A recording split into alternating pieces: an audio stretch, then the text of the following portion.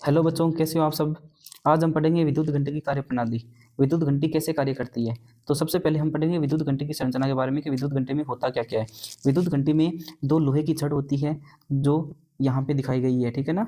दो लोहे की छड़ होती है, एक तो ये रही और एक ये रही। ये क्या होती है? लोहे की छड़ होती है, ठीक है। लोहे की छड़ होती है। इसके बाद में विद्युत घंटी में एक हथौड़ा होता है और एक घंटी होती है, ठीक है ना। घंटी, एक घंटी होती है। इसके बाद में देखना, दो लोहे की जो छड़ होती है उन पर तांबे के तार लिपटे हुए होते हैं, जिस तार की सहायता से दर्शाए गए हैं। तांबे के तार होते हैं ये, ठीक है ना। तो तांबे के तार है। इन एक छड़ के ऊपर जो तांबे के तार है, इसका जो संबंध है वो किससे होता है? बैटरी से होता है, ठीक है ना। और बैटरी से होते हुए एक संपर्क पेज से होता है जो लोहे का बना होता है।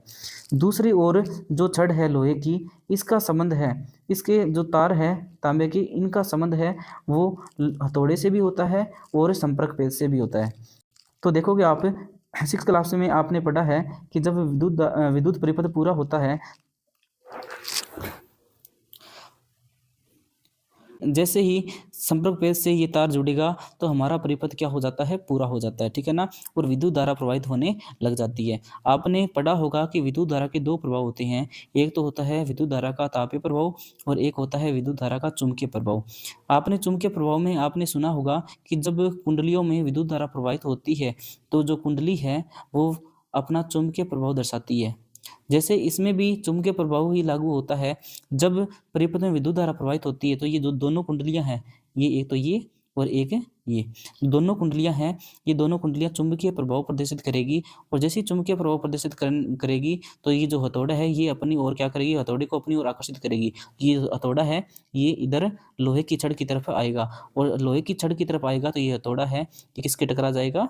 इस घंटी के टकरा जाएगा। और घंटी के टकराने के बाद में क्या होगी? आवाज़ उत्पन्न होगी। और जैसे यहाँ पे टकराएगा तो यहाँ से जो संपर्क है वो टूट जाएगा। टूटने के बाद में हमारा परिपथ भी क्या हो जाता है? टूट जाता है, जिसके कारण विद्युत धारा प्रवाहित नहीं होगी और चुंबकीय प्रभाव भी प्रदर्शित नहीं होगा। फिर ये हथौड़ा अपनी मूल स्थिति में वापस आता है और इस संपर्क पेज के संपर्क में आता है, ठीक है ना। संपर्क पेज के टच होते ही हमारा परिपथ है वो वापस पूर्ण हो जाता है और परिपथ चुंबकीय प्रभाव वापस प्रदर्शित करती है। और फिर बाद में क्या होगा कि लोहे की जो ये छड़ें हैं वापस हथौड़े को अपनी ओर आकर्षित करेगी और हथौड़ा वापस इस घंटी के टकरा जाएगा, ठीक है।